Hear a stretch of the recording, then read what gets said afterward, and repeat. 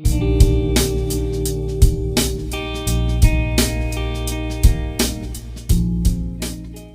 suis gestionnaire administration RH. Je suis à la retraite depuis quelques années maintenant.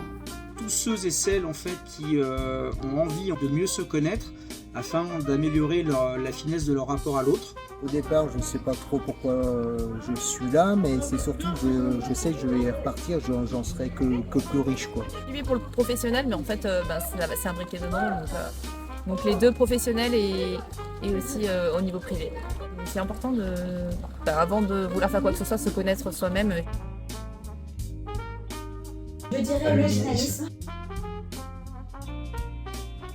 La sagesse qu'il y avait dans cet art martial, j'ai voulu la faire correspondre avec les notions que j'avais en management par plusieurs approches dans le karaté défense, dans le jujitsu ou dans le kung-fu. Les arts martiaux, pour moi, c'est une véritable voie en fait de développement personnel, un autre angle de vue, en fait, un autre prisme des thématiques abordées. Dans la journée, on a peut-être 4 séances, 5 séances de 10 minutes. J'ai trouvé ça chouette justement de pouvoir allier le côté physique. Ça permet d'ancrer davantage de ce que tu nous dis et le matérialiser justement. La mémorisation, elle passe aussi et de façon beaucoup plus forte par le mouvement. Moi, j'arrive à me mettre en situation entre ce qu'on apprend par la parole et par rapport à cette mise en situation par l'art martial. Il y a du mouvement, ce qui fait qu'on n'est pas statique sur une chaise pendant toute une journée. Donc la mémorisation par le mouvement, les apprentissages pour vraiment cibler la connaissance.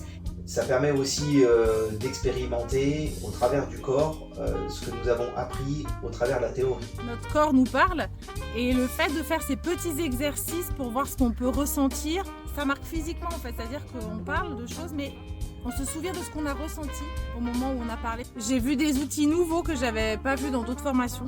Avec un support visuel qui permet de schématiser. C'est par le brainstorming. On a des séquences sur table avec des réflexions, de l'introspection, des échanges. Oui, ça fait beaucoup réfléchir. J'apprends à me découvrir sur certains, sur un état de moi-même, quoi. C'est très concret. La communication, les émotions, tout ce qui va tourner principalement autour de l'humain. Management. La gestion des émotions. À mieux comprendre le système d'émotions. Je savais que j'allais pas être perdant.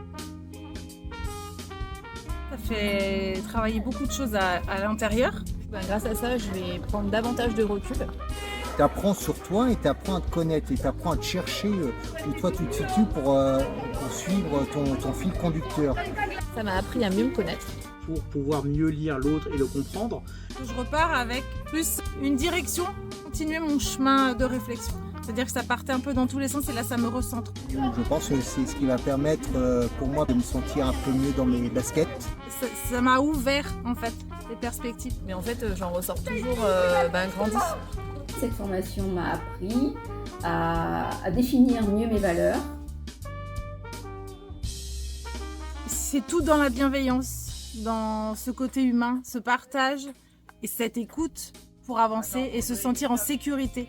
Et même sur les sujets que j'avais déjà travaillé, c'est une approche différente. J'ai envie de dire plus humaine. On se sent en confiance. Même si on a déjà fait un travail sur soi, si on a fait des formations, c'est toujours intéressant de voir les choses sous un autre angle. C'était vraiment un petit cocon. Allez-y parce que vous serez avec des gens qui sont sur le même chemin que vous, qui ont les mêmes questions. Et Yann, Lydie, Cyril ont vraiment une approche, c'est tout dans la bienveillance. Il faut le vivre en fait, venez.